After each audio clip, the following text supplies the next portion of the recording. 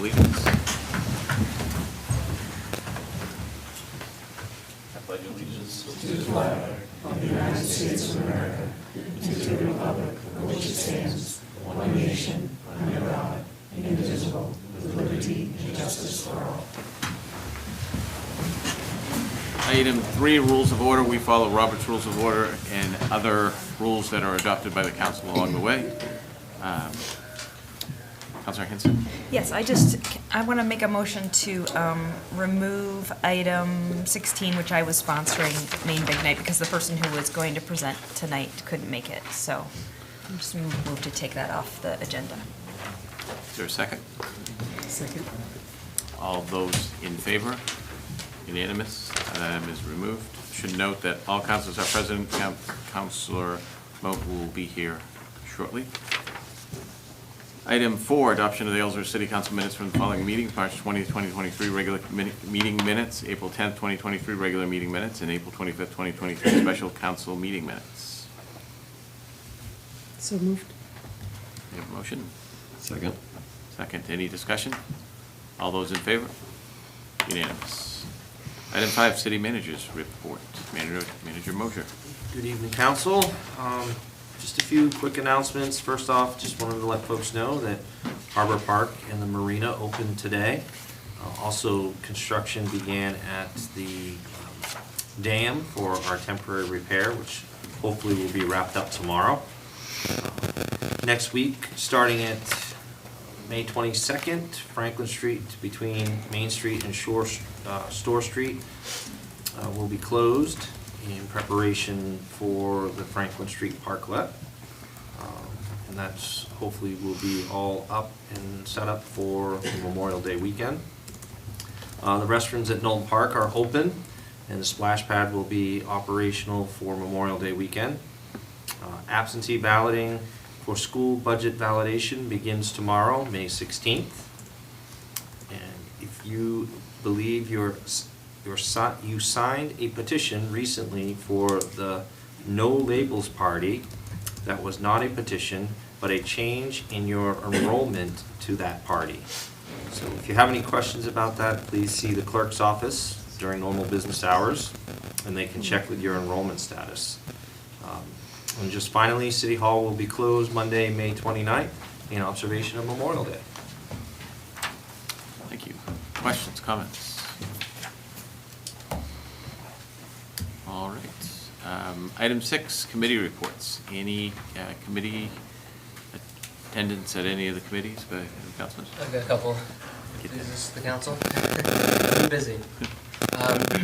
If you see a van full of rec commissioners roving the streets tomorrow, the rec commission will be on a field trip, inventory mapping some of the city's recreational parks and activity and arts facilities, looking at playgrounds, sports field, trails, arts and music locations, building a list of our assets in the city, and also talking about goals and future priorities for the city.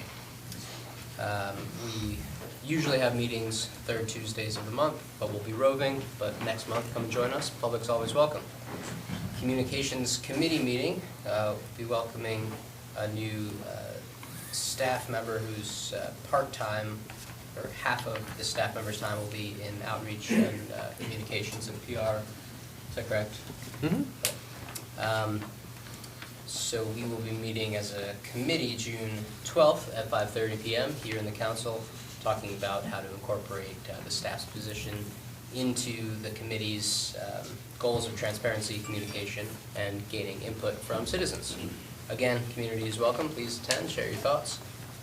Solid Waste Committee will be launching an application for citizens to join. We're looking so far at one member from the Ellsworth Green Action Team, as well as a student member from Ellsworth High School. So be on the lookout through the city website for the application, which should go live fairly soon. And that's all I've got. Oh, there's a steering committee meeting. I don't know if you have something to share. No, go ahead and share. Okay, the Comprehensive Plan Steering Committee, this is my last one, will be on the 22nd, which is next Monday at 5:30 p.m. here in the chambers as well. We're looking for input for public engagement as we continue to plan the steering committee, the comprehensive plan. That's all I got. Thank you. We told Counselor Stein that he had to be on every committee, and he believed us. He's really good at being on committees. So far. Any other reports? The Finance Committee? The Finance Committee meets every Friday morning at 7:15. And this last Friday, we looked at all of the discussions that we have had through this budget process and discussed different plans, financial plans that will help us with the next budget season. We're already looking at next year's budget. And some of the things that we had talked about was creating a capital improvement plan. And that includes looking at roads and sidewalks and more deeply into facilities and other projects that could be happening in the city. And it's looking not only at listing what we need, but also looking at the different ways that we can finance those types of needs. Speaking of financing, we're looking at the ARPA fund. There's some money left in that needs to be designated. So we'll be looking at our funds and hopefully the county maybe to try to get a few of these projects done in the city that has been several years in the making. And we'll also be looking at our debt service plan. And I think that is it for now. And I would just mention our budget workshops. We have what we think will be the final workshop, but we won't promise. But that will be next Monday at 6. If you haven't attended or you missed any or you're interested, all of the workshops have been, they've been live streamed on, and you can find the recordings on our YouTube page. If you have any issues in terms of finding them, just call the city and they'll direct you to the right place. And if you have any interest in terms of just understanding where the budget's at and what we're thinking, please tune in or show up. And it is not, we're not voting on the budget. It still will be a workshop.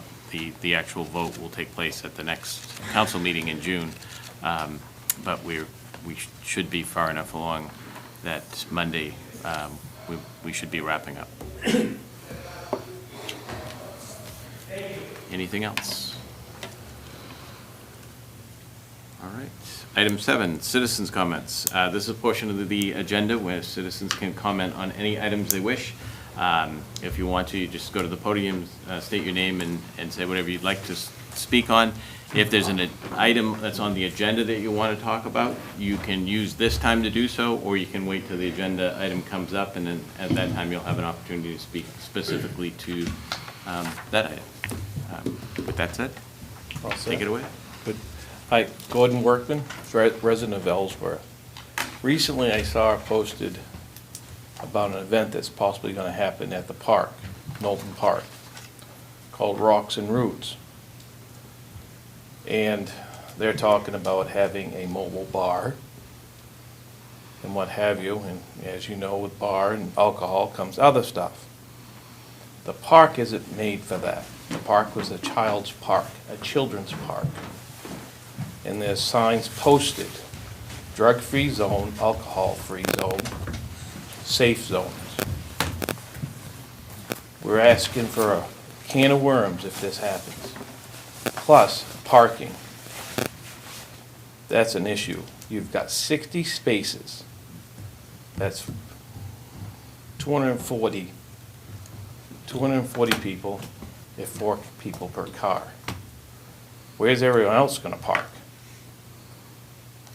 The better venue for something like that, a large event, even the Ellsworth Pride events got so big, a better venue would be the ball field up to the high school, where you have vendor areas in the back of the ball field, as well as off-site parking.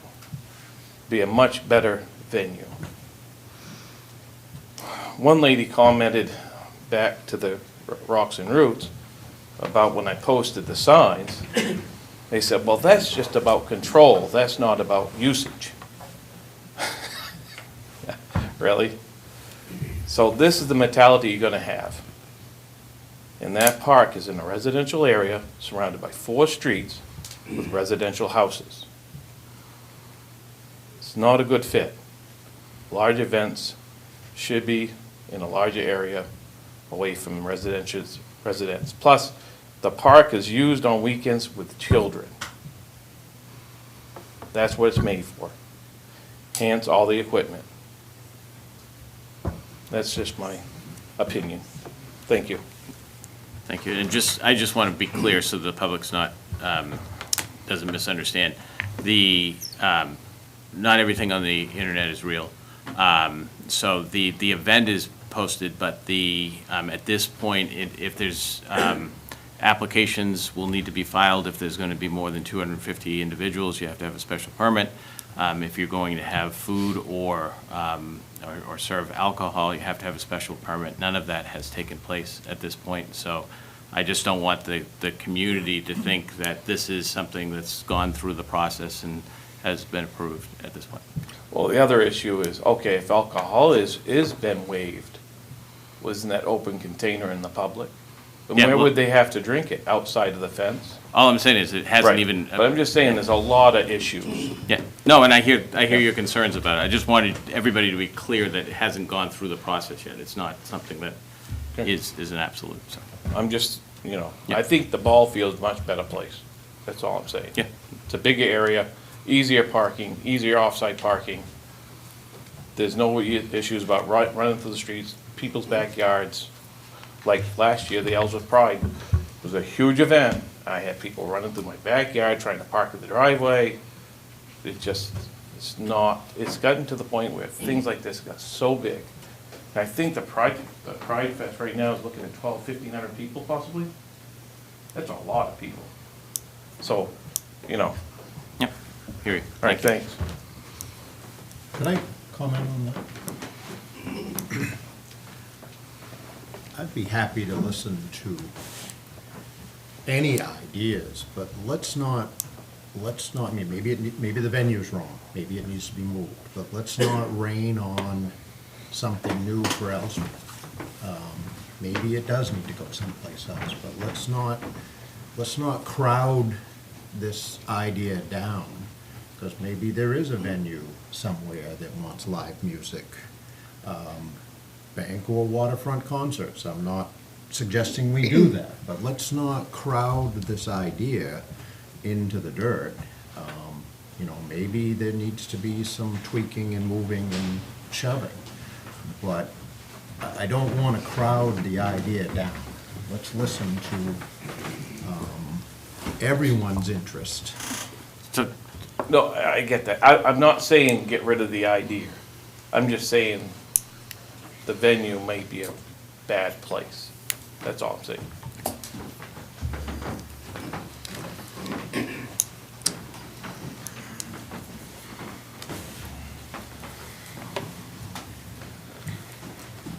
My name is John Linehan, citizen of Ellsworth. I have a Bible with me tonight. It's called the Founder's Bible. And it's a regular Bible like you're all used to talking about, but it's also got quotes and historical venues from the Founding Fathers. I'm a historical buff, so I find it very interesting where our nation was founded, how it came from, and the background of the spiritual connection with our Constitution. I want to read you just a verse or two here tonight. In 2 Timothy chapter 3, verse 16 says, all Scripture is inspired by God and is profitable for teaching, for reproof, for correction, for training in righteousness. And I'll just paraphrase it in my own words. It teaches you what's right, what's not right, how to get right, and how to stay right. And I looked on the agenda for this week, and I noticed that there's a proclamation for Pride Month coming up. And I've been a Christian since I was 26 years old. I'll be 75 in another few months. So I'm very familiar with what the Bible has to say. And I haven't been to Bible school, but I'm very familiar because I read it every day and I study it every day. Read through it every day. I have for about 40 years now. And according to the Bible, homosexuality, lesbianism are wicked and evil sins. They're condemned in God's Word. Matter of fact, the occasions of homosexuality do exist in nature. They're always aberrations rather than the norm. Homosexuality is a violation of God's moral law. God's moral law started with the Ten Commandments in Exodus chapter 20. The moral law of the Scriptures, as set forth by God Himself, became the basis of what the Western world called the common law, which was incorporated into the U.S. Constitution in the Seventh Amendment. As signer of the Declaration, John Witherspoon affirmed, the Ten Commandments are the sum of the moral law. Moral law is simply the listing of God's timeless, unchangeable, and universal rules of right and wrong. They do not change, and they apply equally to individuals, families, and governments. It's just as applicable to lives today as when it was first delivered approximately 3,500 years ago. So I encourage the city council, I believe there's a lack of emphasis on the moral, and we've replaced it with the immoral, especially from a biblical, spiritual perspective. And I'm against the proclamation for Pride Month, and I looked it up just for the fun of it. I said, what's the opposite of pride? And it's shame. And I think if Ellsworth approves that, in my opinion, and I hope other Bible-believing Christians in the community, we're going to be looking at it as a proclamation for Shame Month in Ellsworth. And very clear is what the Scriptures said. And I'm a firm believer in saying, thus saith the Lord. What does God have to say on issues? And I try to base my life, everything, on biblical principles like that, which are also constitutional principles. So I encourage the city tonight, please don't let the city, C-I-T-Y of Ellsworth, be renamed the Sinti of Ellsworth, S-I-N-T-Y, because homosexuality, lesbianism, immoral acts like that are clearly defined by God as sin. And I think we should take a stand against it as a city, and I would encourage the council to do that as well. Nothing personal against individuals, it's not about that. 3 minutes. It's just principles from God's Word. You're at 3 minutes, but Thank you very much. Appreciate it. Thank you for your time. would anybody else like to speak?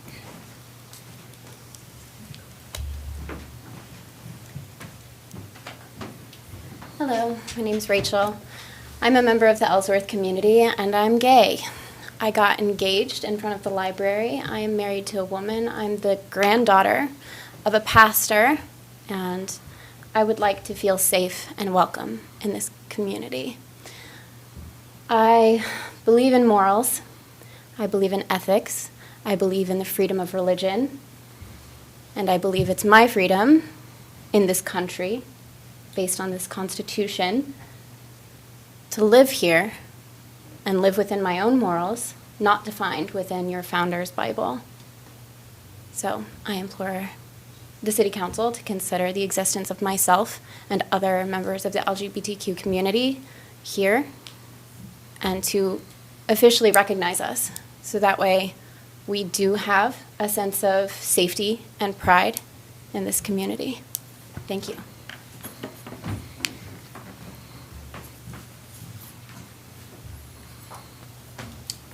Anyone else like to speak?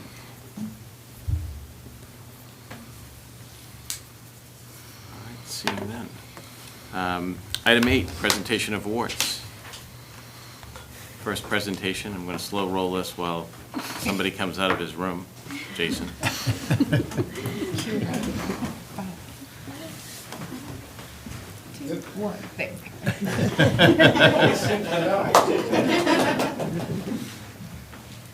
So the City of Ellsworth proudly presents the Certificate of Service to Jason Ingalls in recognition for 15 years of service as the Systems Administrator for the City of Ellsworth. Your devotion to duty and loyalty to the community have contributed to the improvement of the City of Ellsworth, presented this 15th day of May, 2023. Thank you very much.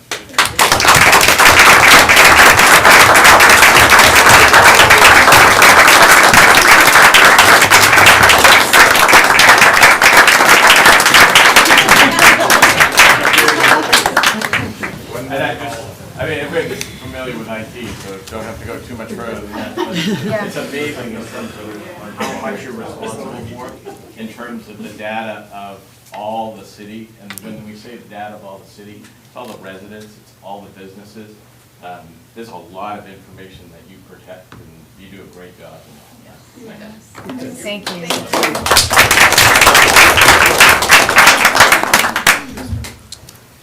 All right, right, I have two proclamations. What I'm going to do is I'll read one at a time, and then if the council, if there's a motion to accept, we'll vote on that. So we'll take each one separately.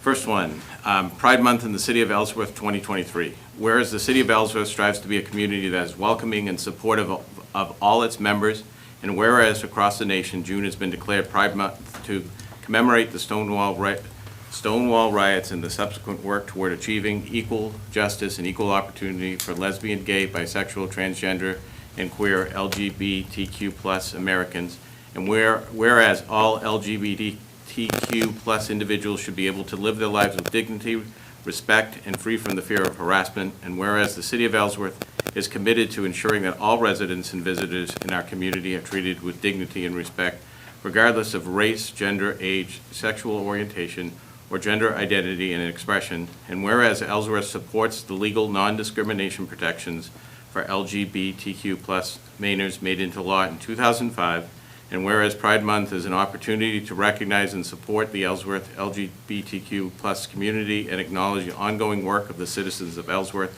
to advocate for equal rights and acceptance of all people regardless of race, gender, age, sexual orientation, gender identity, and gender expression.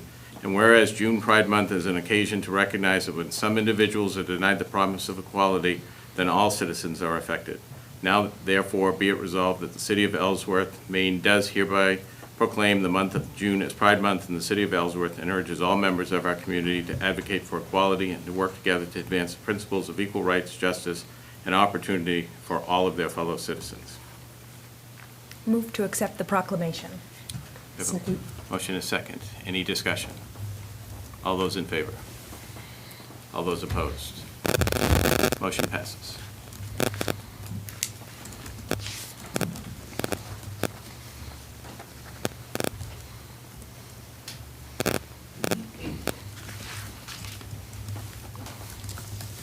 And the next proclamation. National Public Works Week Proclamation, May 21st to 27th, 2023, connecting the world through public works. Whereas public works professionals focus on infrastructure, facilities, and services that are of vital importance to sustainable and resilient communities and to the public health, high quality of life, and well-being of the people of Ellsworth. And whereas these infrastructure, facilities, and services could not be provided without the dedicated efforts of public works professionals who are engineers, managers, and employees at all levels of government and the private sector who are responsible for rebuilding, improving, and protecting our nation's transportation, water supply, water treatment, and solid waste systems, public buildings, and other structures and facilities essential for our citizens. And whereas it is in the public interest to the citizens, civic leaders, and children in Ellsworth to gain knowledge of and to maintain an ongoing interest and understanding of the importance of public works and public works program in their respective communities. And whereas the year 2023 marks the 63rd Annual National Public Works Week, sponsored by the American Public Works Association, Canadian Public Works Association, be it now resolved to Ellsworth do hereby designate the week May 21st to 27th, 2023 as National Public Works Week. I urge all citizens to join with representatives of the American Public Works Association and government agencies in activities, events, and ceremonies designed to pay tribute to our public works professionals, engineers, managers, and employees, and to recognize the substantial contributions they make to protecting our national health, safety, and quality of life. In witness, therefore, I have unto set my hand and cause the seal of state to be affixed at Ellsworth, Maine, this 15th day of May, 2023. Move to accept the proclamation. Second. Have a motion and a second. Any discussion? All those in favor? Unanimous.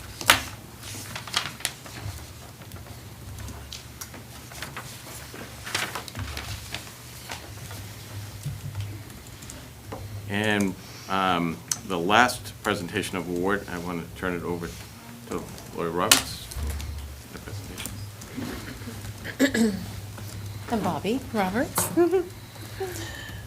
We were approached in the fall of last year to see if anybody wanted to have an intern from HCTC. We raised our hand, said send them our way. And we were able to get Cruz Coffin 2 days a week, an hour and a half each day. And he is digitizing our files.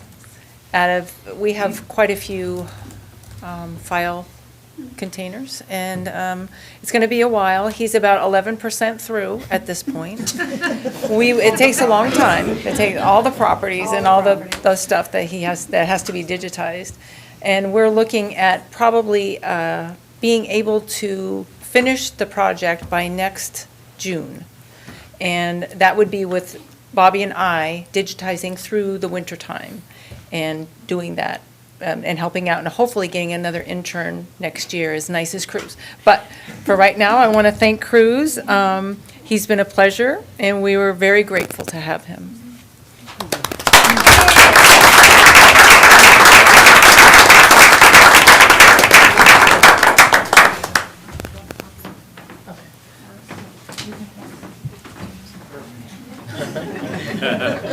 You'll have to digitize it, though.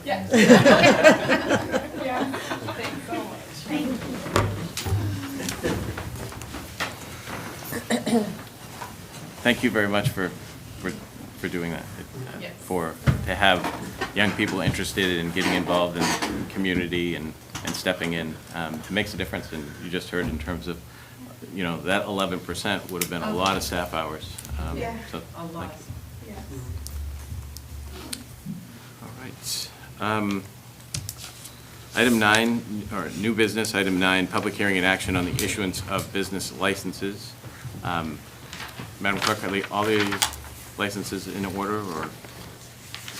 With the exception of the fourth license for Homestead Motel, they have gone out of business, so that would need to be not taken up. Okay. So we will remove that. Okay.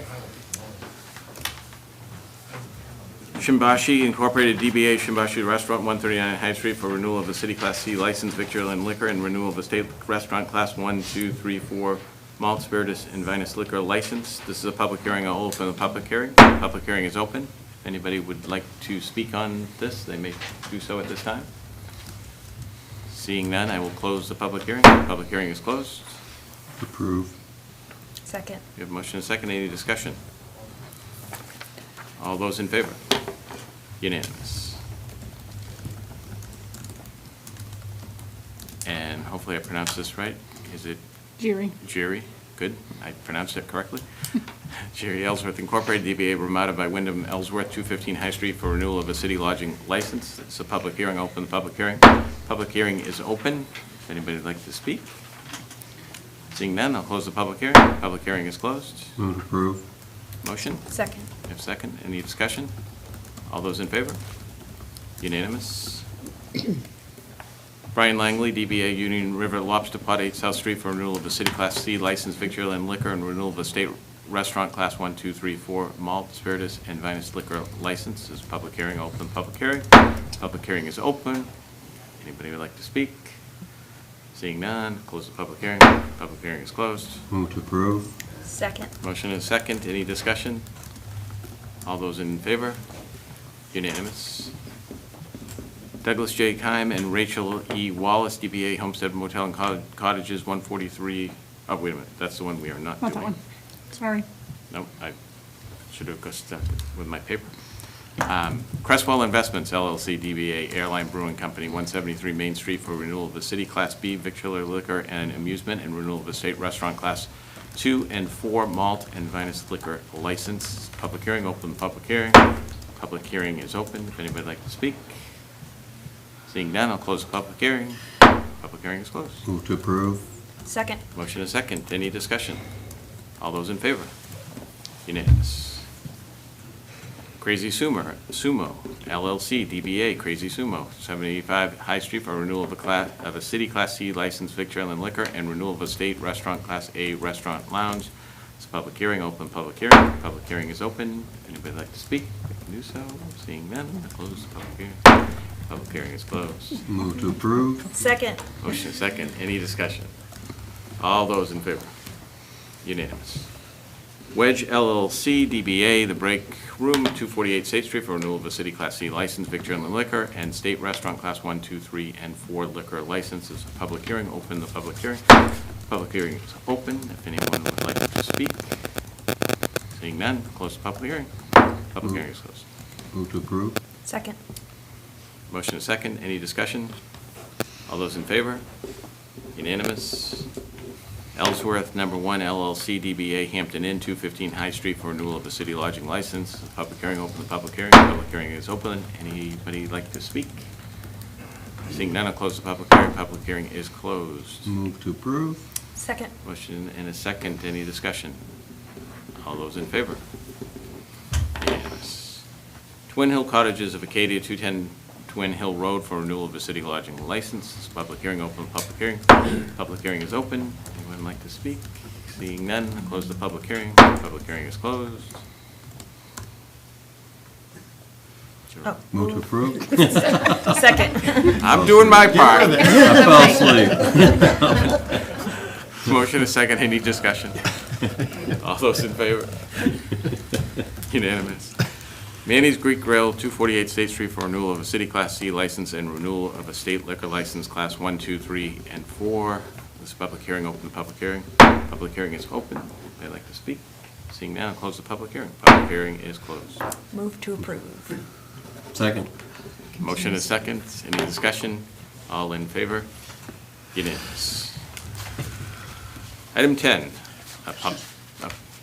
Could I just publicly say thank you for all of these businesses that choose to be in Ellsworth?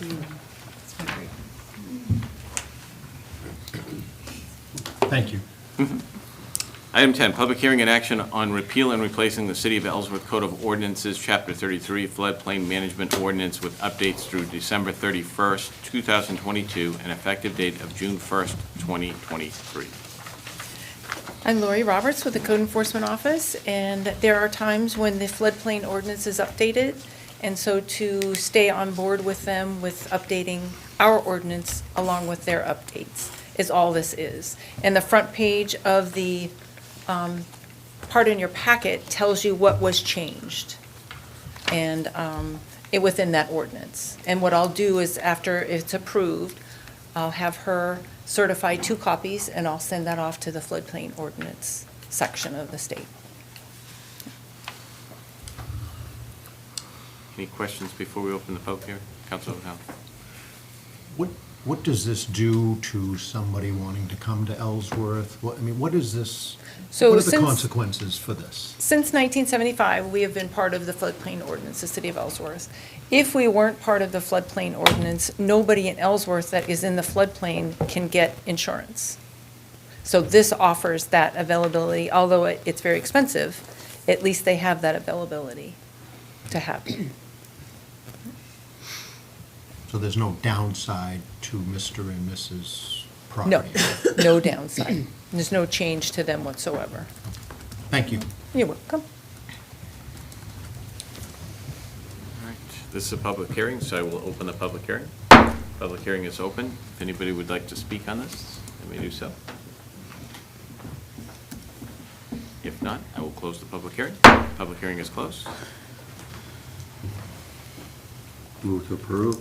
If, motion to approve. Second. Seconds. Any discussion? All those in favor? Unanimous. Thank you very much.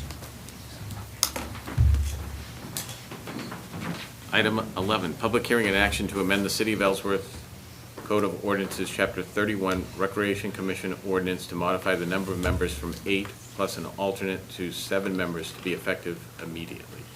Hi, Matt Williams, City Planner and Staff Liaison for the Recreation Commission. I have a request tonight from the Commission requesting that the Chapter 31 be amended to reflect the Commission consisting of 7 full members as opposed to the 8 full members and 1 alternate. This has kind of been a saga that I'm just kind of trying to conclude, and Councilor Hamilton may be able to speak to it a bit with his experience with the Rec Commission, but over the past year and a half or so, they've had to cancel 8 of their past 16 meetings or reschedule them due to a lack of quorum. As far as I've heard, that there's been advertisements to fill the remaining positions, but right now we have about 6 committed members who show up regularly to all the meetings. But sometimes during busier times of the year, if 2 of them can't make it, then they can't have a quorum and the meeting gets canceled and so on. And this commission is larger than most of our other city bodies, which are at 7 members.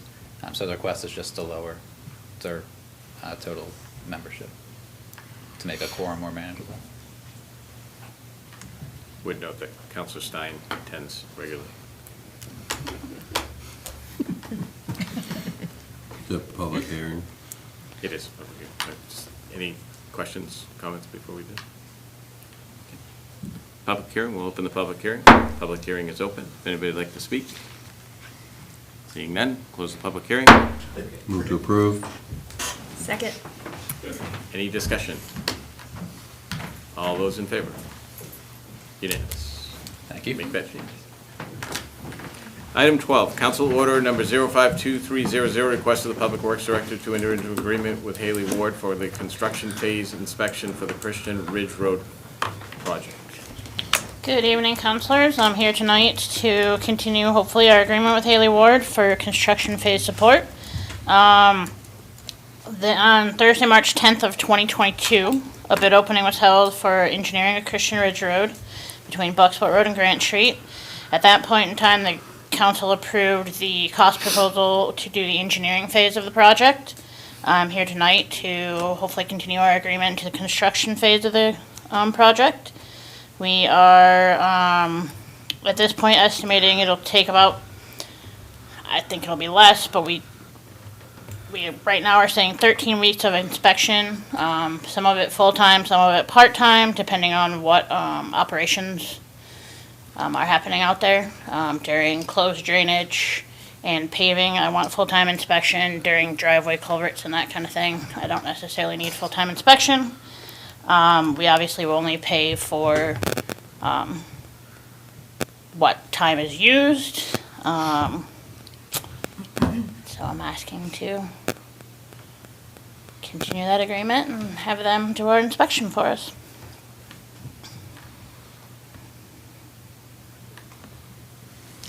Questions, comments?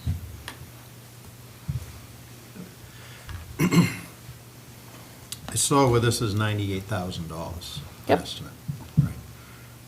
Were there any other bids or any other process that another So- inspector was asked? The RFP that we put out back in 2022 included construction phase inspection. Okay. So there were 2 bids at that point in time, and we opted to go with this company. And so we're just adding, at that point in time, we just did the engineering phase of it, just to split the money up, because we didn't necessarily have to have all that money at that point in time. So we split it up to the engineering phase and now the construction phase. And this is something that you feel you couldn't do? Oh, I absolutely do not have the time to be out there full-time now. I mean, I will supplement, but I don't. But you For have the 13 capability, correct? Do I have the ability? Yes, I came from that world, Right. but I don't have the time or the staff at this point in time. Is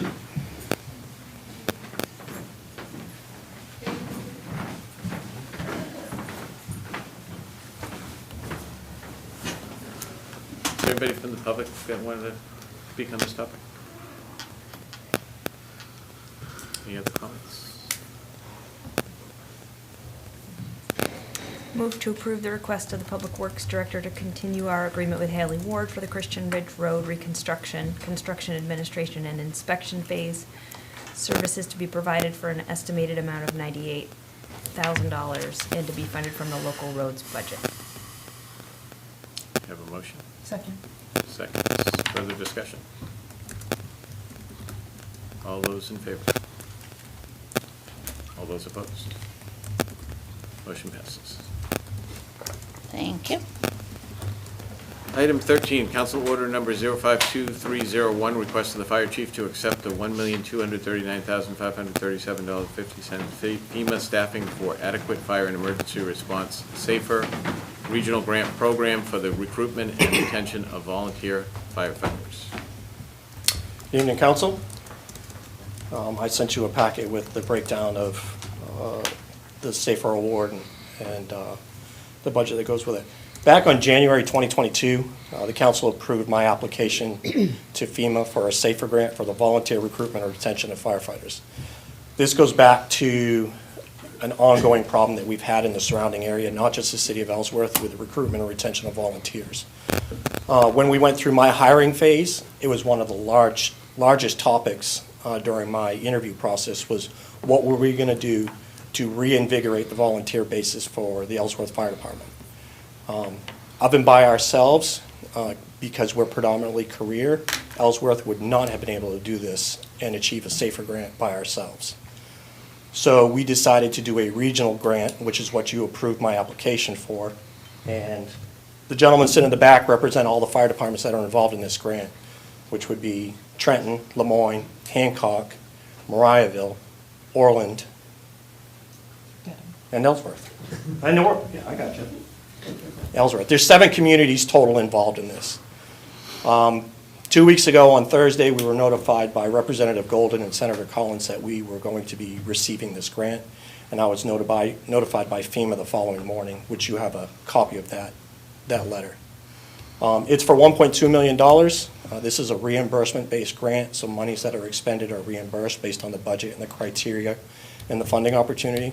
This is not a disbursement where we get a lump sum and we work from there.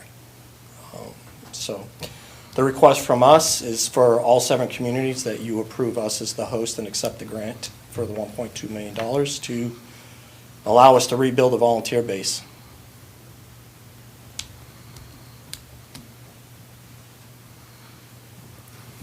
Councilor Reed? I have a couple questions. Sure. So when I was reading through this, so I'm assuming we're administering this grant also? Correct. Yeah. Does that mean that we're putting the money out there and getting the reimbursement? Are we Correct. doing it all on Ellsworth?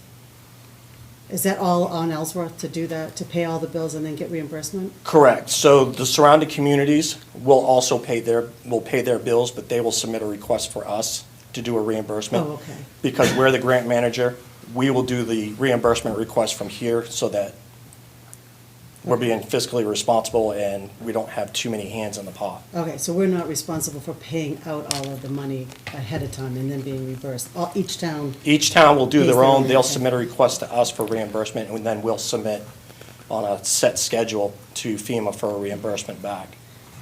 So my second part of that question is, so there's other monies here? Is that administrative? I just was wondering if the city's going to be reimbursed, because if we administer a grant, especially one that large, it requests special attention and an audit, and then the hours of asking for reimbursement and maintaining the grant. Do we get reimbursed for any of that, or is there any administrative money in there for that? Not really. There's a position in there for a grant manager to assist me with the grant. But typically, most of that will fall on me to do the management of the grant. I do have experience with that. That's what you guys hired me from. I was managing the same identical grant down south. And it was a relative, obviously your experience with grant, there's a lot of data and paperwork that goes with it, but once the processes are set up, it's a relatively easy to do our performance requirements and our reimbursement requests. Councilor Hill? Of the 1.2 million, what do you see the benefit coming to Ellsworth? Of the 1.2, it's being able to bring volunteer back. Right now, I think we've had this discussion in the past, there are 4 firefighters on shift. This used to be a city that was, the firefighting force was volunteers and it was supplemented by career firefighters. Now we've flipped the balance and we have majority of career and we've lost our volunteer base. So to be able to have this kind of funding and put it back there, we'll be able to hopefully rebuild that volunteer contingent that will help offset the career firefighters. Let me ask it a different way. Okay. Maybe I wasn't clear. What kind of financial benefit is coming to Ellsworth monetarily? Of the 1.2 million, some of that is going to be in other towns. Right, but it's not broken, it's not a piece of the pie. This is one big, huge collaborative program. And so what Orland spends, what Dedham spends, what Ellsworth spends, it's still coming out of that. It's not parted out in sevenths. So it's one lump. So if I bring in 10 firefighters and they bring in 3, we benefit because we brought 10 firefighters in, but they also get compensated at the same time for bringing in their 3. So again, it behooves us to do an aggressive recruitment and retention and utilize those funds. But it's not just equally dispersed into sevenths across all 7 fire departments.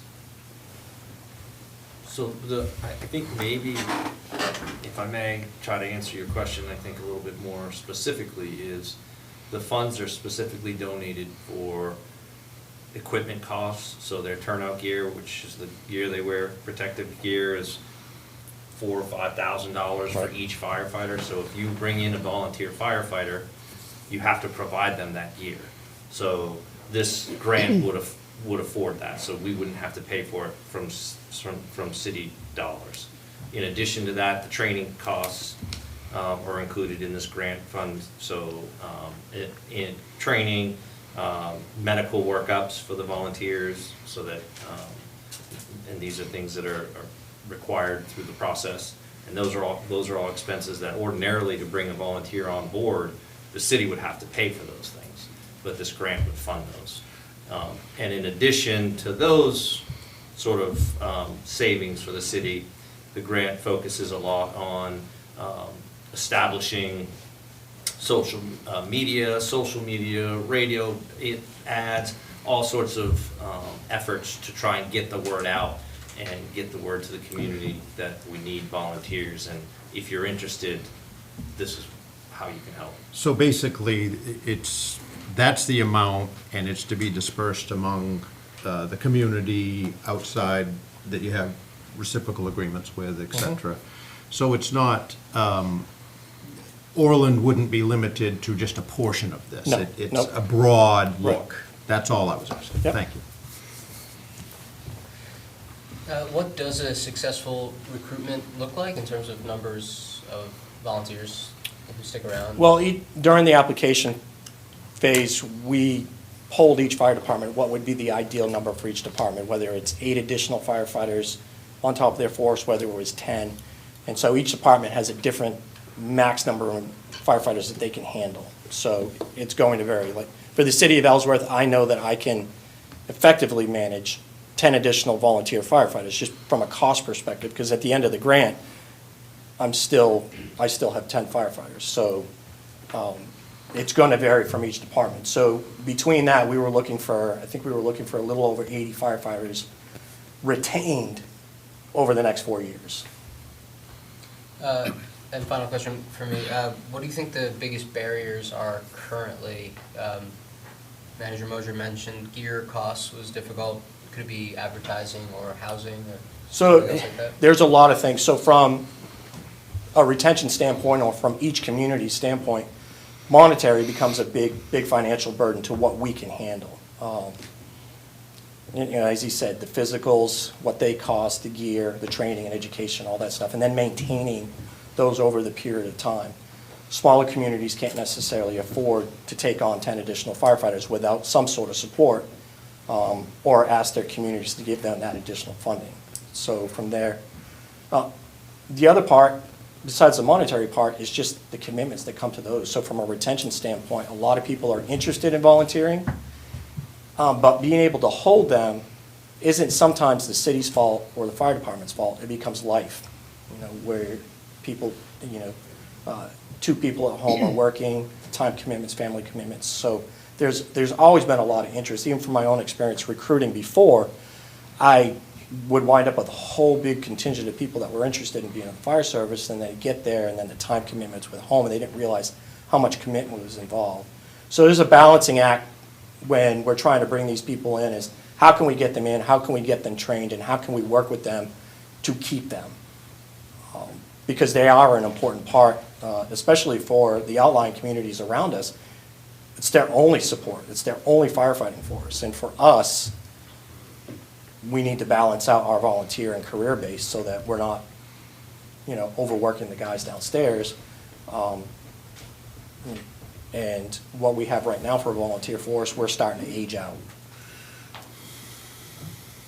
Will the volunteers also be first responders, or do they get trained to be first responders or EMTs? I can't. Mm-hmm. Yeah. Yep. So the volunteers will also be able to help you with the responding to calls Right, each community. medical calls. I mean. Right, each community is gonna be different. Yeah. So, you know, we're But each for gonna have our own policies when it comes to that. There are just some things that it doesn't make sense for someone to be leaving their place of work to respond to a medical call that the downstairs crew is gonna handle in 15 minutes.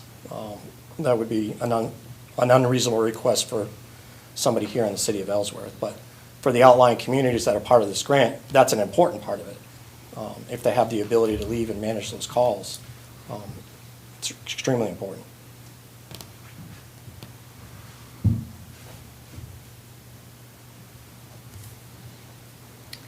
So I know you'd be hiring a full-time volunteer recruitment and retention coordinator for what you need. Is that gonna be a temporary position, and after the 4 years, they're not gonna be employed anymore? Well, I mean, that's one of those things the city would have to make a decision later on down the line if that's something that we want to maintain, or if another community wants to take that on. It doesn't necessarily mean Ellsworth's need to. In the budget, and just from my own experience having dealt with it past, doesn't need to be a full-time employee. It's budgeted as a full-time employee, but if it needs to be a part-time employee, they can be a part-time employee. The funds that are there is what is allotted to pay up to for that position. And that's what the position I was in before, that's exactly what they did, is it was a full-time position, but they couldn't manage it, so it wound up being a part-time position. But there isn't any requirement in the grant, like Right, with that's the what I COPS meant. grant, where you had to carry it on for Right. 2 years after the 3 years of Right. the grant. There isn't, so at the end of Right. the 4 years, when the grant money is gone, then that Right. position would essentially be. Similar to the firefighter staffing grant, that would do the career firefighters. At the end of 3 years, if it didn't continue on, then you're not obligated to hold them. Okay.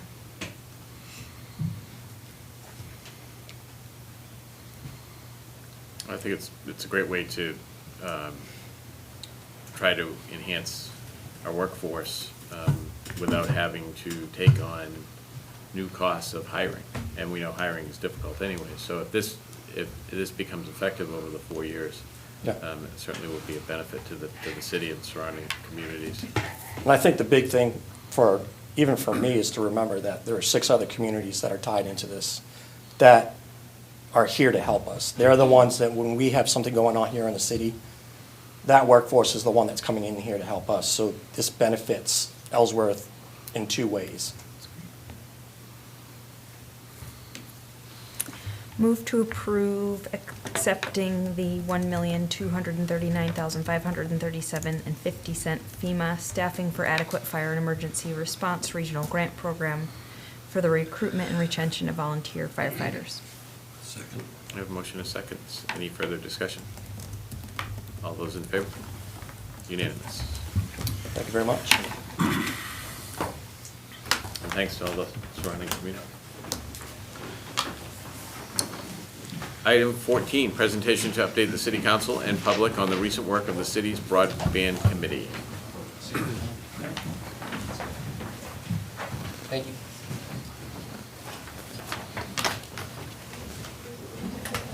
Jen, since it is a broadband committee, this has got to Yeah. run smoothly. There's not many fun graphics, it's a lot of text, but keeps me a little bit concise, so. Yeah. Should I move it? Yeah. There you go. Good. Perfect.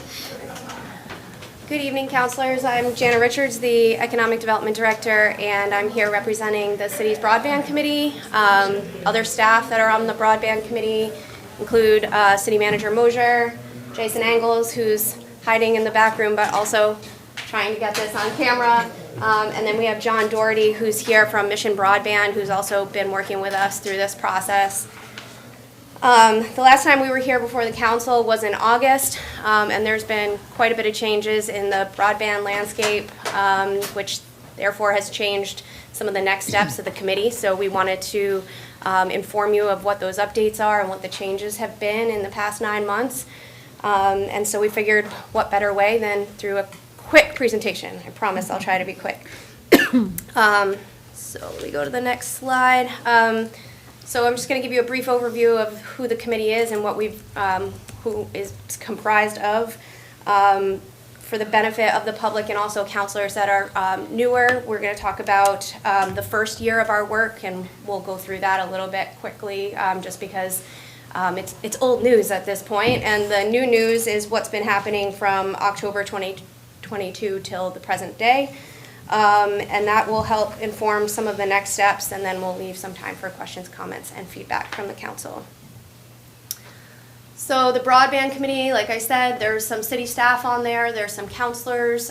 We have representation from some of the businesses that reside in Ellsworth, including Jackson Lab, First National Bank, Northern Light, and we have the school. There's a new director of information technology there, Frank Rapp. He joined our committee. And we have a resident, Tracy Shekel, who lives on Park Street, also works for the Ellsworth American. So there's some representation throughout the community there. This was formed in the summer of 2021. It was a requirement of the Connect Maine Planning Grant, now the Maine Connectivity Authority, that we still have. But we wanted to have one anyway. It wasn't just because it was a requirement that we put one together.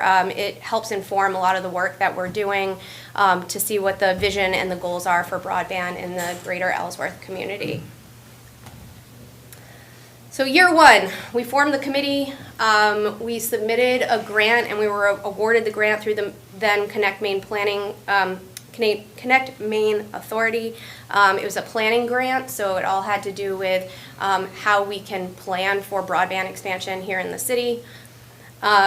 We drafted and sent a postcard out to every home and business in the city of Ellsworth to take a survey. It was digital, it was also paper copies. We were trying to figure out what the take rate was in Ellsworth, so what people were looking for in terms of speeds, how many people they have using internet and broadband in their household, if they actually had a connection, what they pay, a host of different items and data that was collected.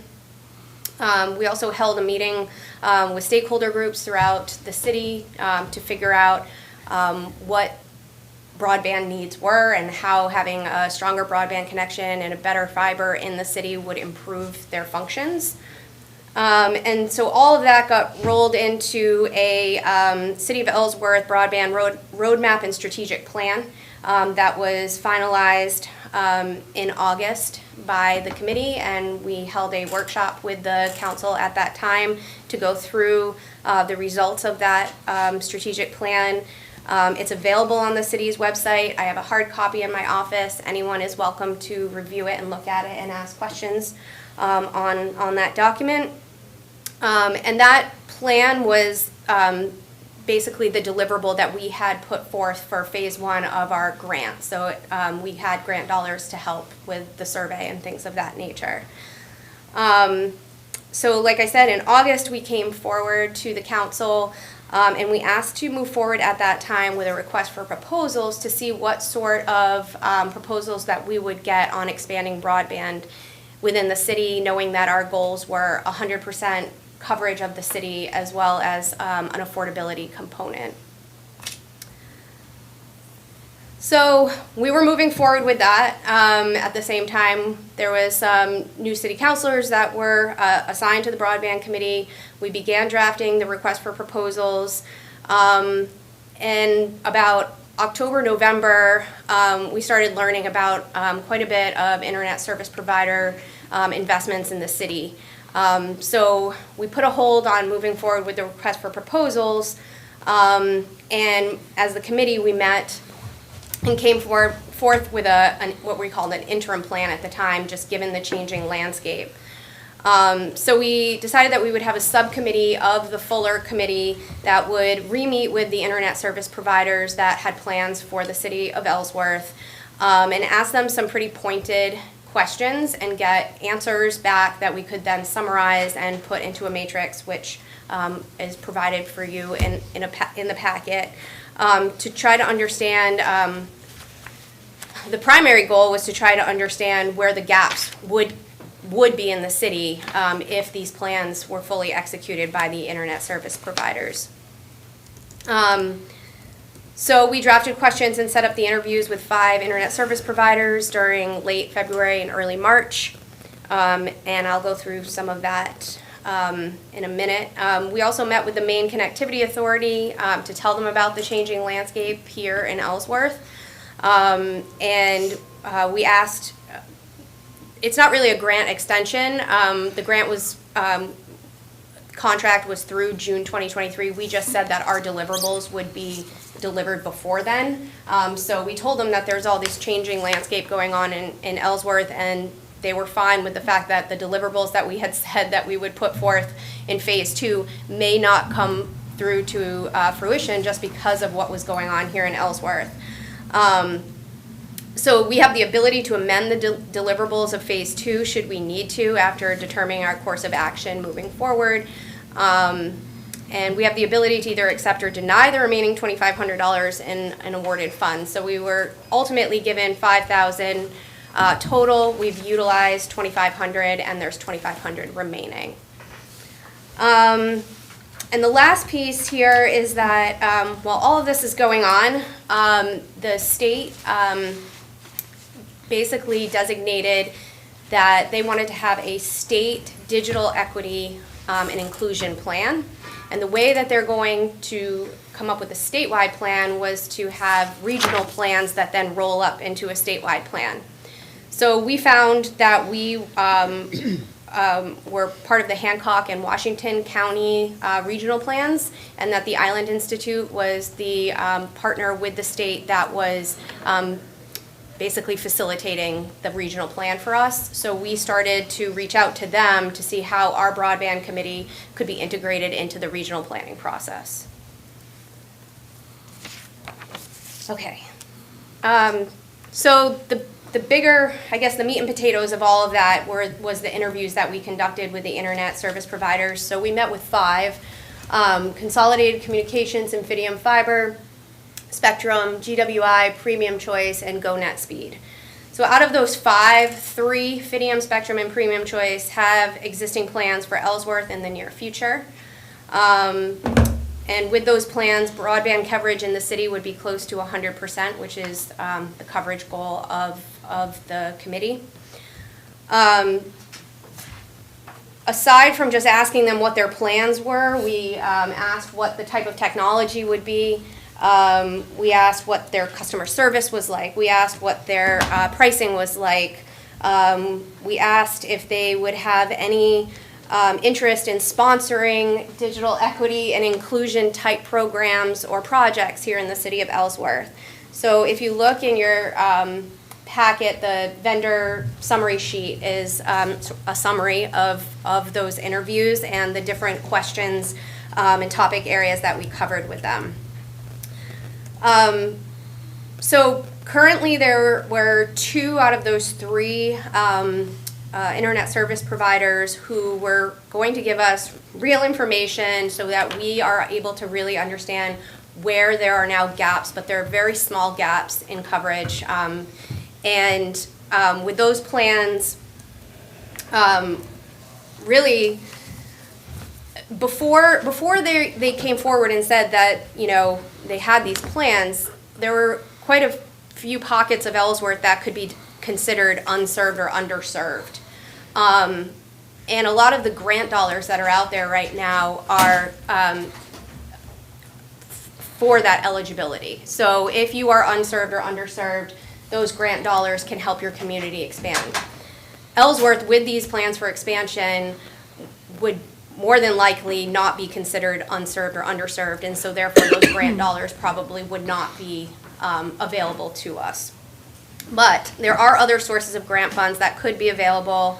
The Maine Connectivity Authority has a new program out called Reach Me, which is basically if a internet service provider and a municipality partner together and go to them, it incentivizes going that last extra mile to cover those gaps. And then there's also county ARPA funds, and John Doherty's been working with the county on, they've already designated $4 million out of the county's ARPA funds to go toward broadband projects. So we could potentially pitch a project to them that would help minimize our coverage gaps. And I wrote in here that there is still the ability for the city to consider public ownership of a broadband utility district. However, the city would most likely need to work with neighboring municipalities that are not, that are considered underserved or unserved in order to pursue that concept, because that's where the grant dollars are at. And then, okay, I'm gonna go quickly through this. So, you know, one of the goals of the broadband committee is also the concept of having an affordable program. So we want to still, like, in conjunction with the 100% coverage, we also want to pursue an affordability goal. And so digital equity and inclusion is the way that we can pursue that goal. So we met with representatives from the Island Institute who are working on the digital equity and regional plan for Hancock and Washington counties. They're being rolled up into a statewide plan. The state will then be eligible to receive federal funds, and with those federal funds, it's our understanding that municipalities and even nonprofit organizations that would contribute toward digital equity projects in the city. So like if Friends in Action or the library or the Moore Community Center or these different entities that are in Ellsworth wanted to host digital equity and type education programming, they would be eligible to apply and get grant funding through this program. So I'll talk about this in next steps, but our idea is to have the broadband committee to also have a subcommittee that will be formed to continue exploring digital equity and inclusion planning and then implementation here in the city. And that's part of the next steps. So our next steps are to fully determine coverage gaps in the city and understand what funding sources and partnerships could be pursued to fill those gaps. Form the Digital Equity and Inclusion Subcommittee and follow back up with the Island Institute to understand the status of Hancock County's Digital Inclusion Regional Plan, work as a committee to digest that plan and how to potentially implement at the local level.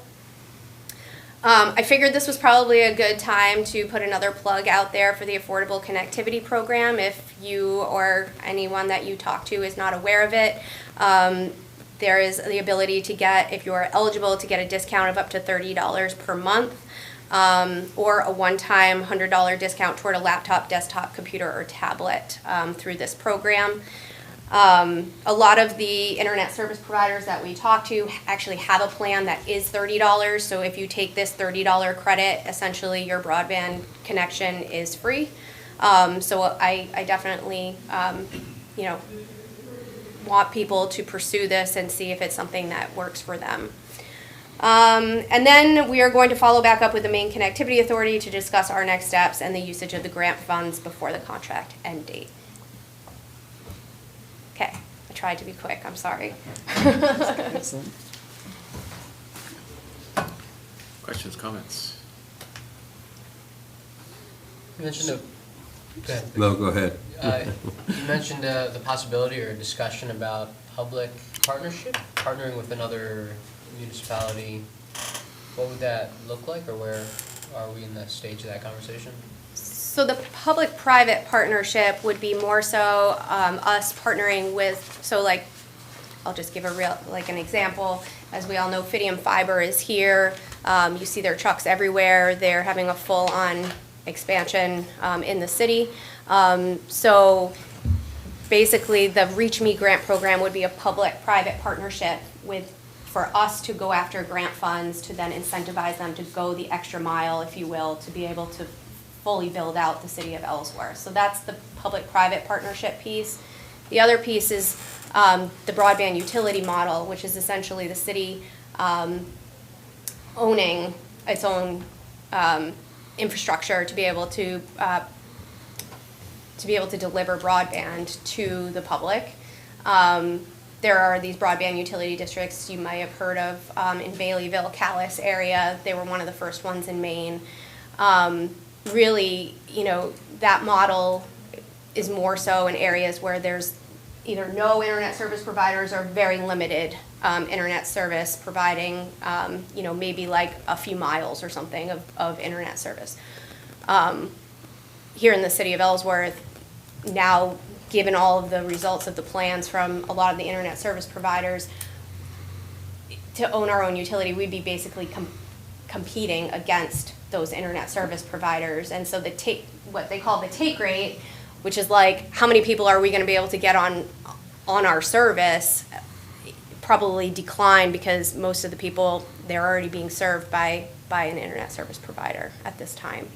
So those are the two different models though. So, you know, you either have an internet service provider who's already existing, who continues to build out and we get 100% coverage that way, or we pursue an option of a utility district where you try to have the same goal, it's just. And you don't think there's a world in which Ellsworth, a municipality could offer that as a utility more cheaply to people than it?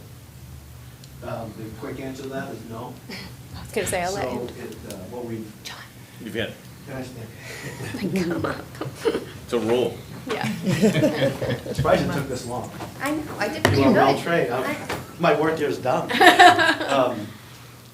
So one of the conversations that we always have, because there is certainly a interest in utility districts in the state, but across the United States, because of the big, bad, evil service providers that have been out there for so many years and haven't done anything, and lots of money been invested, and it's not there. But the challenge is the reality. It costs money to build, right? There's a return on investment issue, and that's why it hasn't been built. So this capital money that's coming into Maine, I'll say, but across the United States, the money we're working with right now is the ARP money, right? $100 million for every state plus a multiplier. The new money that was up there was called BEAD. That's going to be another $250 million coming to the state, $42.5 billion across the United States. So that got everybody, kind of fired up about how they want to do it. The utility district started to show up, 5 or so years ago, more than that. And it was a good idea, where there wasn't anything, or nothing was getting built, and they weren't doing 100%. What has changed in this landscape, just in the time that we've been involved, is these service providers are now seeing the money coming. They're also investing their own capital, and so they're building it out. So the challenge comes in the take rate, right? Yes, you could build it. I forget what the numbers were, for a city of this size, but, call it $30 million. You'd have to figure out how to pay for that, bond it, whatever it may be, and then you gotta pay it back. And that's usually done through, take rates through your monthly cost, right? So it costs money to operate a network, and that's what we try to get across to people. So it's not just capital, then you gotta operate it. So everybody thinks, okay, that's great, we'll own it, we'll operate it, we'll provide internet, everybody will take it for, $30 a month. You can't run the network on $30 a month.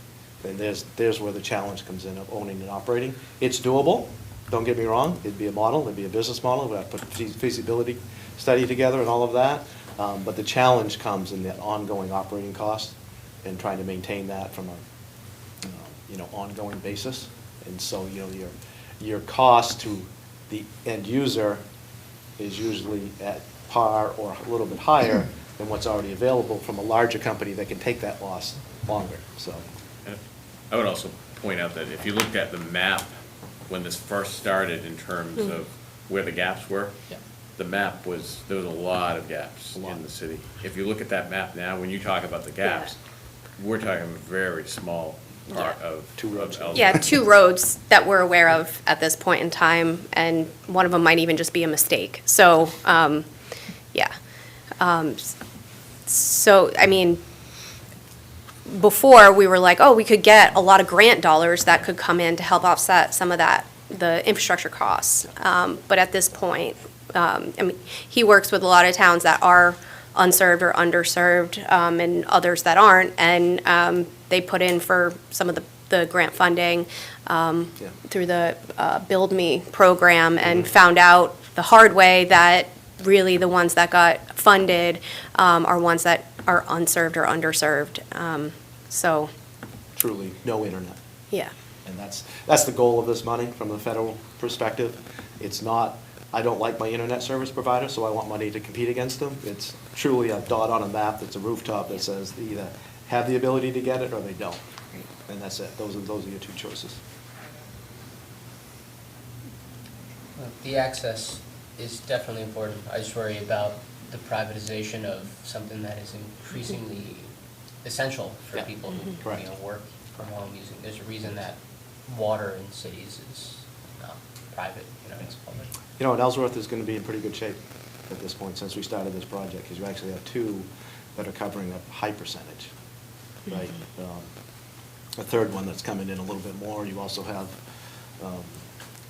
Union River, RiverNet, as they're called. If they have success, they may continue to build down through as well. So you're in pretty good shape as it compared to 2 years ago. How's that? Yeah. Any other questions, comments? So, Fidium, where are they, what are they doing? Are they just going every road, or? Pretty much everywhere. 90%, 85. Is somebody going up 179, like all the way to the Township 8 or past beyond? So I believe RiverNet has. RiverNet has it, and I forget what Spectrum was going on that. Yeah, yeah.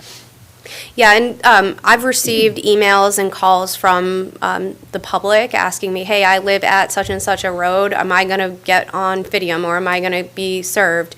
And we just send those numbers, the addresses along to the different internet service providers, and they get back to us like instantly, honestly. And so we're happy to do that. I've worked with a lot of people on Happy Town and Winkapaw Road who didn't know if they were going to get included in the Fidium build out. And for the most part, so far, every single address I've asked is a yes. So that's impressive.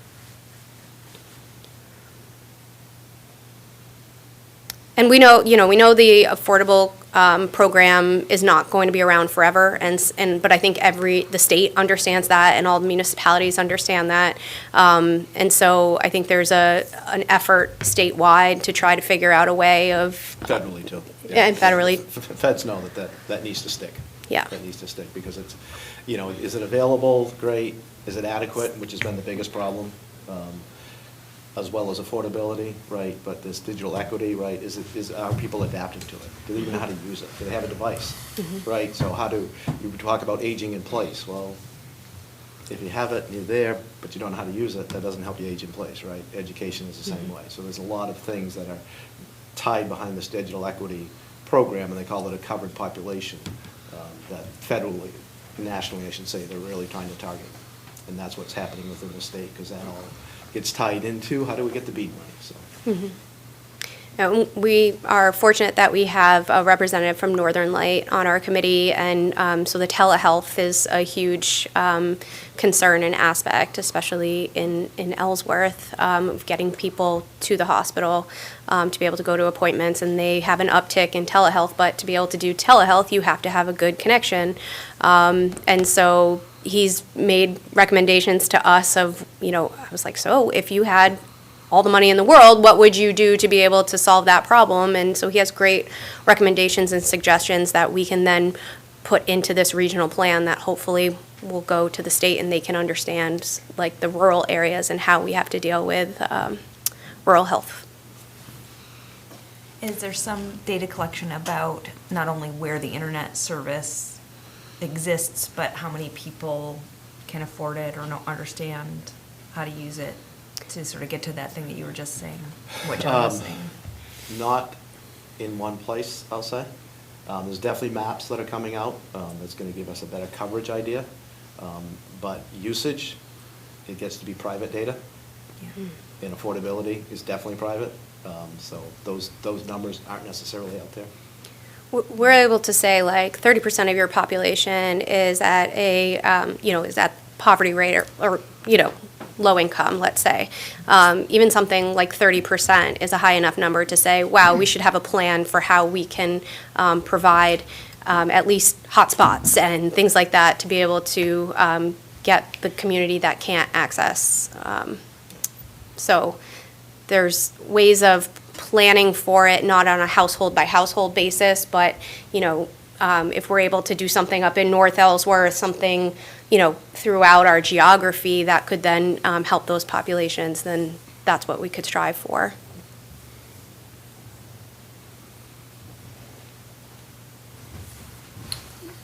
Thank you. Thank you. Thank you. Thank you, guys.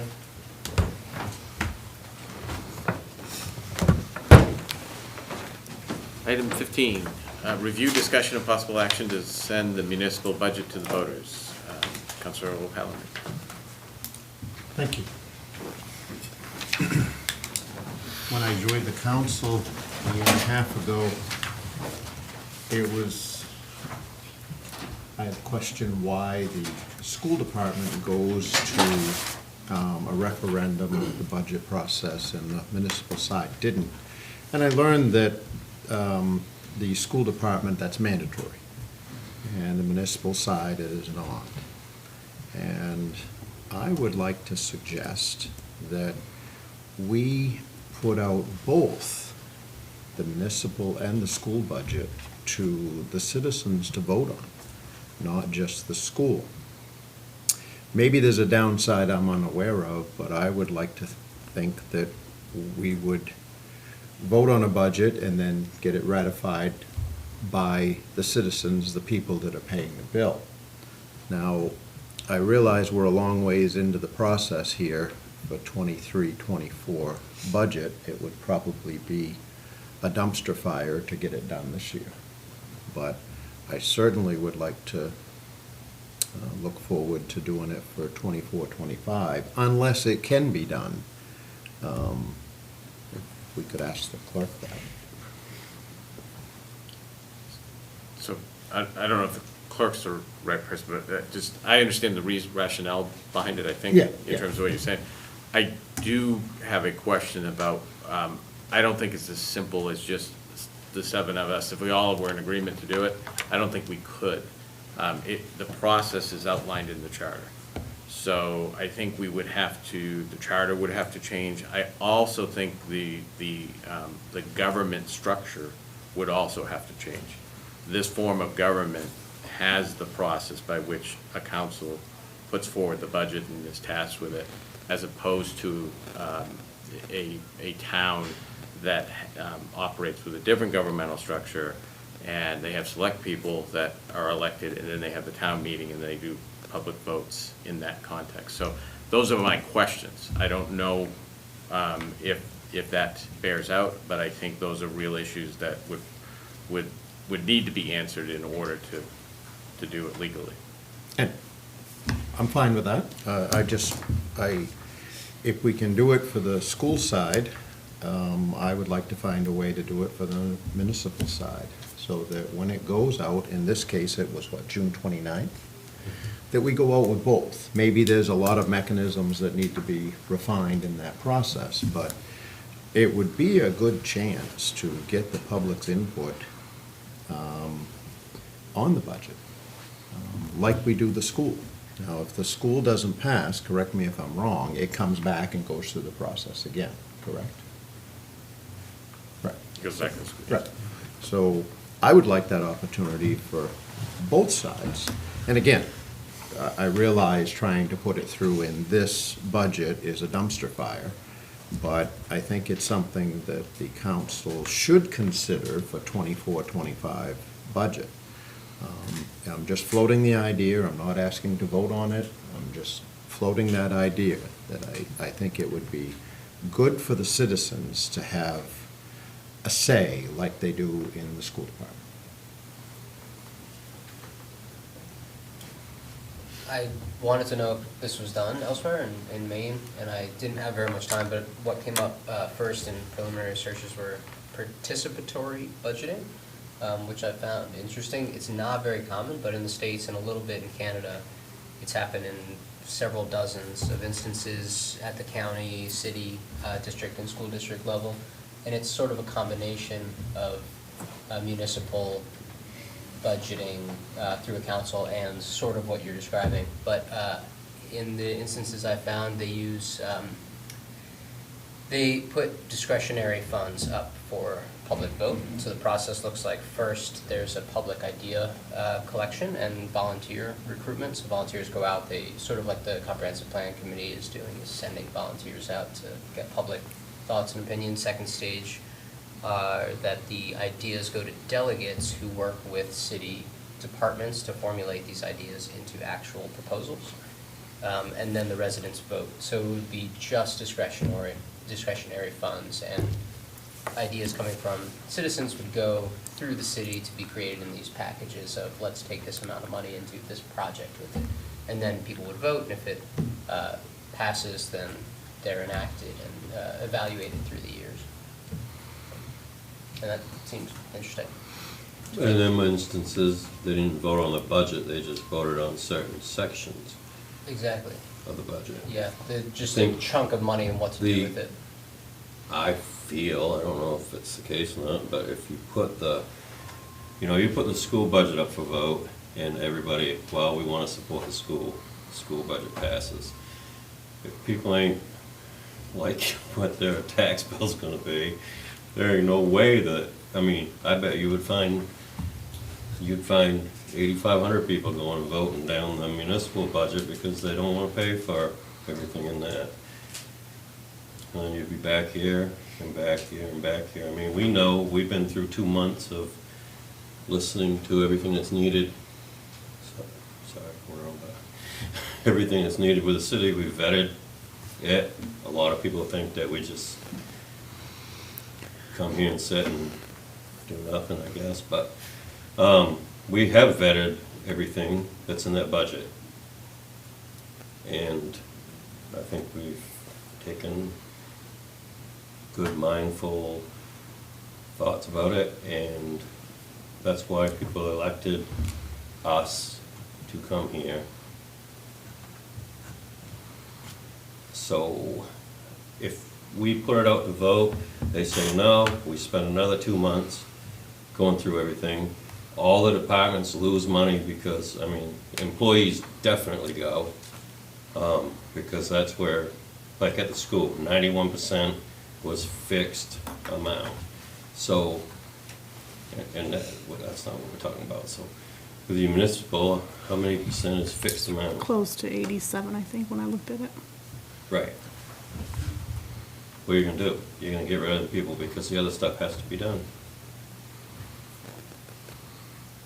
I feel it would be a miss.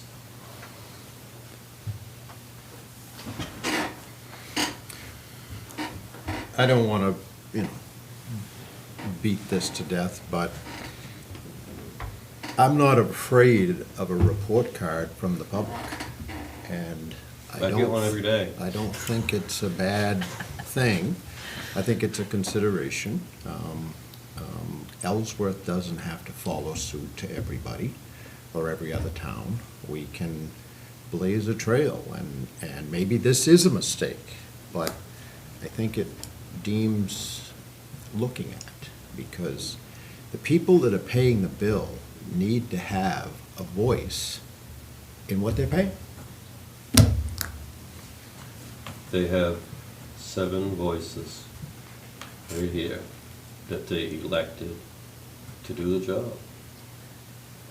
It's like, it's a balance of efficiency and as close to true democracy as you can get, right? Does everybody say their pitch and work together and then come up with a budget, or does it have to get funneled through a few people who can talk about it? It's the balance. We've looked at how many people watch every meeting, 40 or 50 people.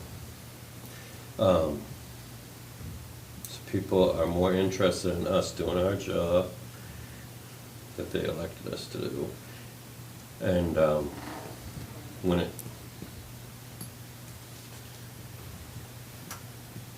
I'm just hoping that we spent enough time here in the last 2 months going over everything, picking everything apart, looking at cutting everything that's possible. In the last 10 years, that's what they've done, cut.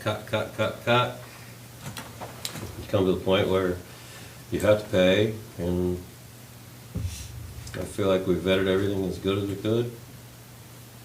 How about other people, just, we could hear other people's opinions on it, because if it has no traction, it has no traction. But if we could at least get everybody's input, that would be helpful to me, to know if we bring it forward another time, or it's not worth talking about. I'd like to hear from everyone, but I think we should offer that to the citizens of Ellsworth. Good honest dialogue, why not? I personally am not in favor of it going to the voters just because I do feel that we've been elected to handle that. I feel like we provide a ton of information out to the public. All of this stuff is televised. They can go back and watch it if they're not available at the time of the meetings. I also think there's issue because it states in our charter and the type of government that we have, this council, city manager type of government, that it may be disallowed. Does that mean that we can't look into it? Absolutely. So I don't, but personally, I'm not in favor of it at this point, so. I agree with Tammy. This is a representative form of government, and, so I grew up in a town that had town meeting, and, which were actually a lot of fun. But the problem is that people come, this is a lot of fun. No, I mean, I grew up from 30 to 50 in this form of government. But the problem is, in a small town like Lemoyne, where I grew up, it's much easier to break apart a budget. But in Ellsworth, how would we educate people? We have a budget that's several inches, well, probably 6 inches thick. And how do we educate those people who come for one vote on one day and say, well, I think we should cut $1 million out of the budget. I think it's really easy for Ellsworth to cut $1 million out of the budget. You've seen that budget. Can you cut $1 million out of that budget? And, You asking me? Yeah. I can do it. Without any. Turn me loose, I can do it. Without consequences to the actions. And, and that was one of the things that was asked on candidate night, was just that same question. And we can say, you know what, we need to cut the police department by 3 or 4 officers.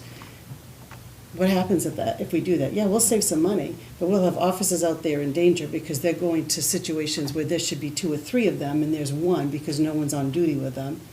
And the same thing with the fire department. Well, why can't we just have a volunteer fire department? And you just heard that we can't get volunteers. We have a hard enough time getting career officers. So people can say that very easily, but they don't know, they don't have a good understanding of what they're saying. They can cut recreation, they can cut all of these different things, but you need to be thoughtful about what you cut and how you cut it, which is what we do over a 2 or 3 month process. We understand the consequences. We could cut $1 million out of local roads, but we'll have an awful lot of people mad at us because, even madder at us because the roads can't be fixed, because there's no money to do it. So that's why I personally think that Ellsworth, as large as it is, it's a service center, it really has a lot of responsibility for itself and the surrounding towns. We provide a lot. And so we need to be thoughtful about our budgets and about how we spend our money. And you can't do that by showing up to vote because you're mad because your taxes are going to go up $100 and voting down a budget. That's not a thoughtful way of doing it. The only way that we could do it is if we spent and had everybody in this city attend, that's going to vote, that can vote, attend these meetings with us and have a good understanding of that budget. But that's again, my opinion. Casey? Yeah, I just echo the same things. I think we're too big a city to have a town meeting type decision.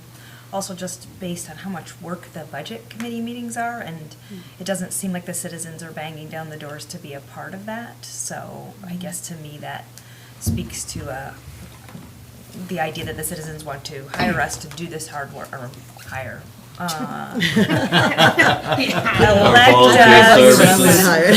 Elect us to do what this hard work is, and I think that's what we're elected to do. If I may. So obviously, there's not traction for that, and I respect that wholeheartedly. I just think that if we can do it for the school, we can do it for the municipal side. I know it's not a 5-minute process, but we're offering the citizens to vote on the school budget. I would like to offer the same to the citizens on the municipal side. Obviously, there's not traction for that. I respect that wholeheartedly. I just think that it would be a good gesture. Thank you for listening. Is there public comment on this? I can always.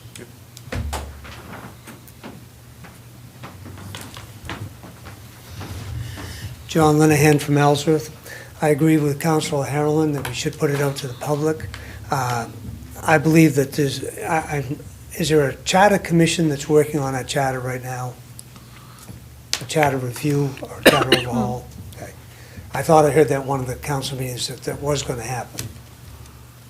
There was, and we do need to do a charter review. Okay. It got bogged down with more Right. pressing. I think it probably is a charter situation that has to take place. I don't know, I haven't read it, but I will. But I think that has to come through the charter, Steve, to make that happen. I'm behind it 100%. I believe you can cut money. I think you guys work hard on the budget, don't get me wrong. It's just a disagreement on how the money should be spent, that's all. I disagree. I'll vote no on the school budget, because I think there should be cuts in that area, and I'll vote no if it came to that on the city budget as well. It's just a matter of my opinion versus somebody else's opinion. I'm mad about it, we'll have coffee, we can discuss it, but I think it should go to public, both of them. I think the school should be it shouldn't be a separate budget. It should be another part in the charter committee, or just another department. It's the largest expense that we have in the city of Ellsworth, yet it's a standalone thing. I think part of the charter should be the school, should be another department within the city budget as part of our charter overhaul. Just my opinion. Thank you very much. Isn't the school budget, isn't that part of the vote this year? So on the ballot, there'll be two questions. One is, are you in favor of the school budget? But there will also be a separate question is, do you want to continue The validation. the validation or not?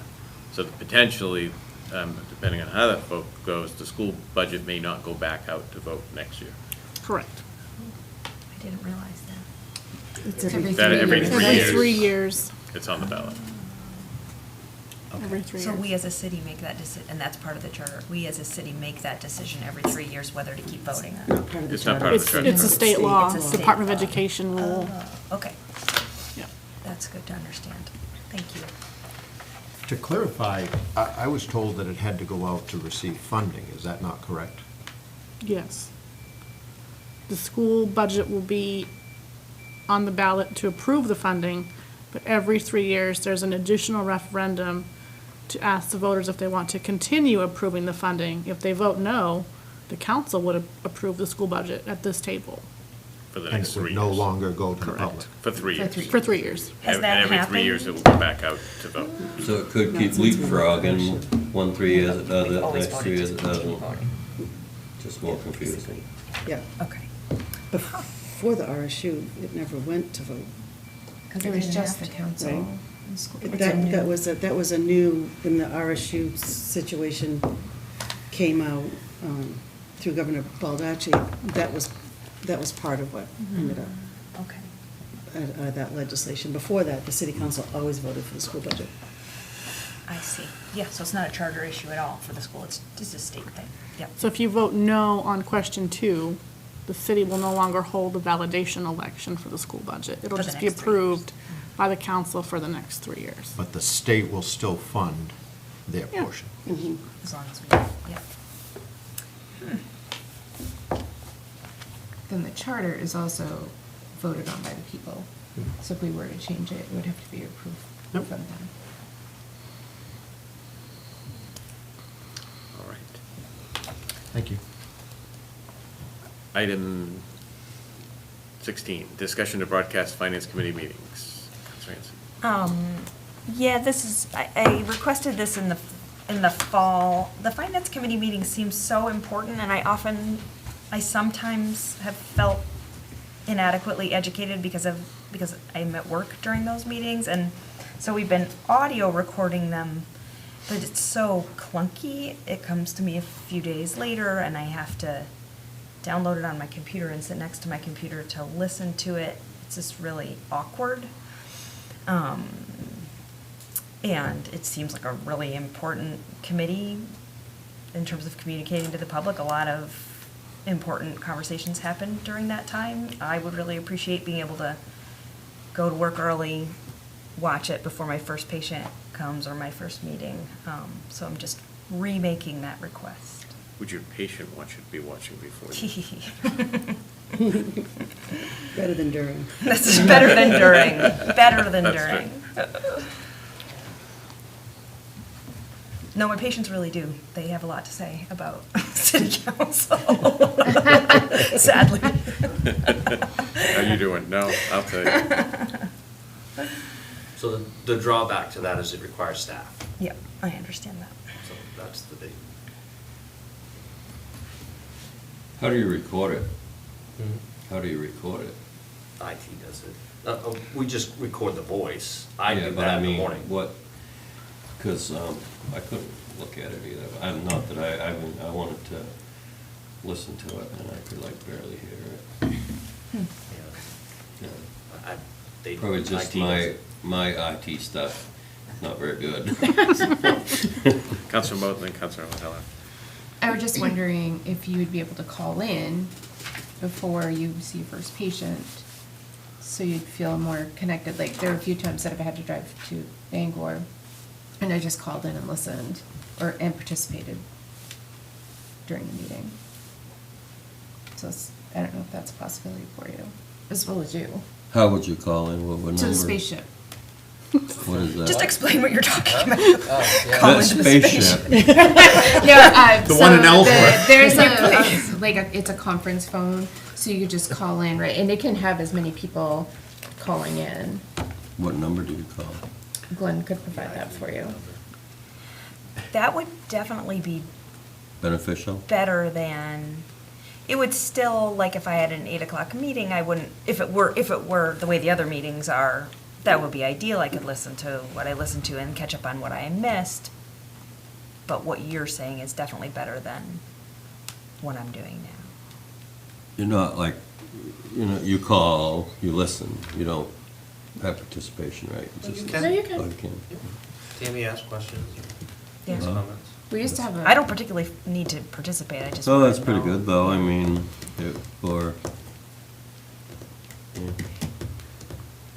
yeah, can you get that number for everybody? I think in this day and age, when we've had many conversations here at this table about communications with the people paying the bills, I would think that we could step it up a notch and publicize those, much like we do the council meetings.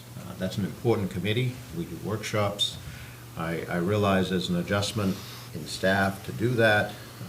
However, again, in this day and age, and trying to open the transparency to the people of Ellsworth, I would think it's time we stepped up and, you said it requires staff, so maybe an hour a week or what have you. I realize there's a cost to it, but being open to the public, I think is a great plan. I support it. Could you adjust so that whoever has to come in early leaves early on Friday? I mean, I have to talk to IT about it. And again, I didn't say it couldn't be done, I'm just saying that's the one Achilles heel, is we don't have anyone in here at 7 o'clock in the morning to operate the equipment that requires, so. So the only thing is, number one, we do have transparency, because we actually just sent the recordings out to someone in the public that wanted to hear a couple of our meetings, and we sent them to her, and she was fine. So there is transparency, it's recorded. I just hate to ask the IT to do that, because they do an incredible amount of evening meetings as it is. And there are times where there is nothing to discuss, or, there's only one of us here, or Manager Mosier's gone, and so we have a 15-minute meeting, and, we sign a warrant. We kind of go through the agenda items very quickly because there's nothing on them, and then we leave. Very rarely do the meetings go past 8 o'clock because, we all have to get to our jobs too, and, volunteering. So it's a very long-winded way of saying we could do that and spend the money to have a person come in here just so they could record it. And it may be, there are quite a few times that it's just not worth it. It would be a 15-minute meeting. So, and it's only 3 council, and there's no decisions made. It's just discussion. So it's not, like a council meeting with the workshops or things. It's really just, sometimes there are some great things, and I am actually hoping that we're gonna have some really good discussions, everything that we do and discuss will come to the council, because that's what our whole purpose is to have those discussions and bring recommendations to the council, or help staff bring recommendations to the council. And maybe I could be a little more clear on at the council meetings when I report on the finance committee, or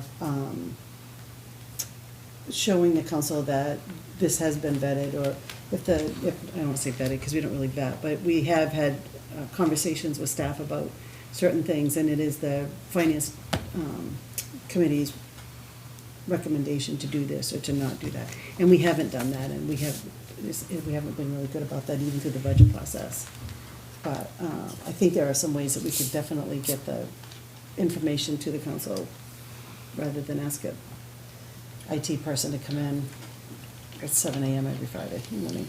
Well, I guess if you could ask and someone said, yeah, I would love to come in at 7 and leave an hour early, and that worked, There's wouldn't also that be great? probably a middle ground. If you talk to IT, I bet that they could format the audio in a different way and make it more easily accessible to the general public, popped up on the website.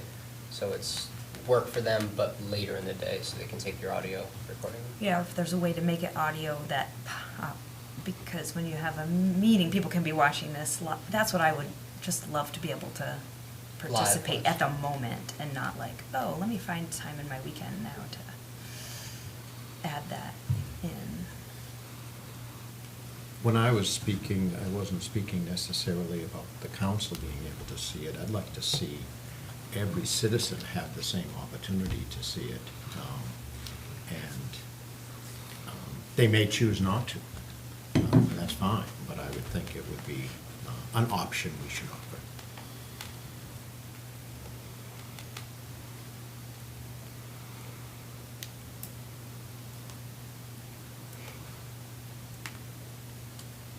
So I think what I'm hearing is there's no opposition to moving in that direction. I don't think anybody's saying don't do it. It's a matter of just practicality. We have to have staff in order to make that happen. So if you can explore that, see if there's an option there, and then if not, we can have a discussion next meeting as well to see what other solutions. Does that sound reasonable? Sure. In the meantime, will you send that dial-in number? Yeah. Or maybe it's someplace unless I'm already supposed to know that number somehow, because it's someplace. No. Yeah, okay. It's on the back. We don't, it was the sole source of communication before COVID. Yeah, right. But once COVID hit and Zoom and everything, we haven't used that phone except for Tammy calling in 2 weeks ago was the first time that, in fact, nobody even knew the number. Jason had to go into his back computer somewhere and find what the number was, because it'd been so long since anyone had used it, so. But we have the number now. And as you say that, one of the things, a question, I don't know if this is possible. So Zoom, we could set that up and make that work. And you can record a Zoom. I wonder if that's an alternative. It wouldn't be live, but it would be recorded, and then the question is, could we do that? Post it? And could then they post the Zoom as a link? So it's not real time. Right. But it would be, people could watch it after the fact. But isn't Zoom real time? Well, but the recording wouldn't be. So people that didn't, unless you call into the Zoom, it's not, you can't turn on the public TV. Yeah, I understand, yeah. So, yeah. you'd like- Yeah, I can explore multiple options with IT and report back. Excellent. Yeah. So can you just make it an agenda item again next month?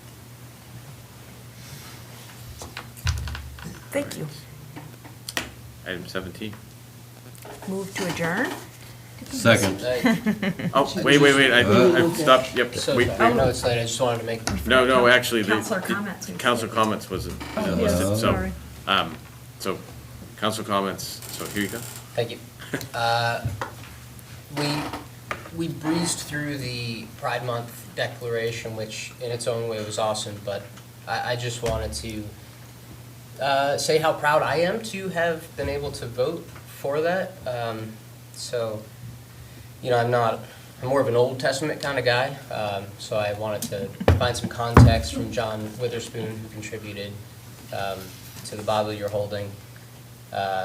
tried to look for quotes in the brief time I had, but mostly it was lectures that were, he was famous lectures against abolition of slavery.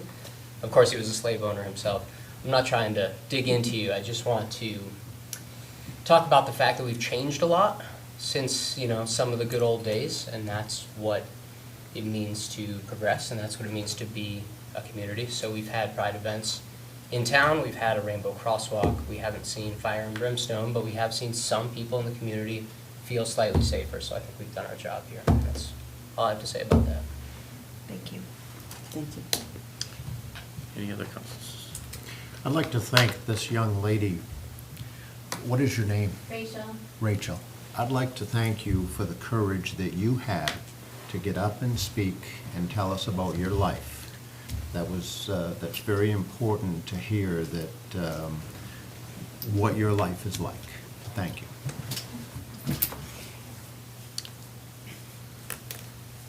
Any other council comments? All right, now, Move to adjourn. Second. all those in favor? We're adjourned. It's not even